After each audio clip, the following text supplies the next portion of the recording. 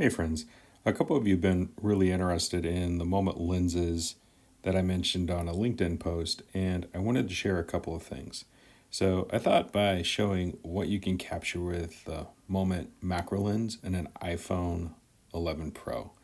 These were just part of my photo walk today, and I got lucky. Had some great subjects from nature. This is not a usual thing that you get to see. So, what do you need to capture this? Well, for me, it starts with the case, the lens, the diffuser, and then the bag and the lens cover. All of this is part of what came in my initial order, and I use that case, that lens, and the lens cover and diffuser pretty much anytime I go out on a photo walk.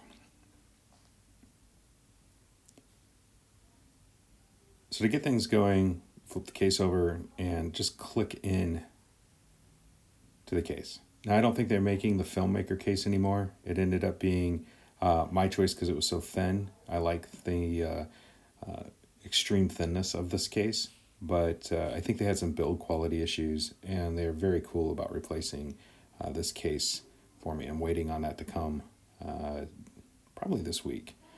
When I'm out and about, I like to cover up the lens just so it doesn't get dirty. I might keep that in my pocket in the little bag. And then when you're shooting, what happens is you put this diffuser on, and it lets a lot of light in, and it also gives you an idea how far away the subject needs to be. That diffuser and lens are just the right length.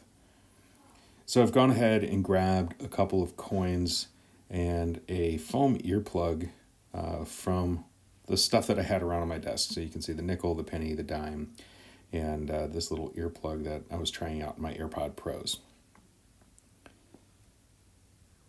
So if we take a look at this challenge coin, the first thing I'm going to do is use the app from Moment plus the macro lens.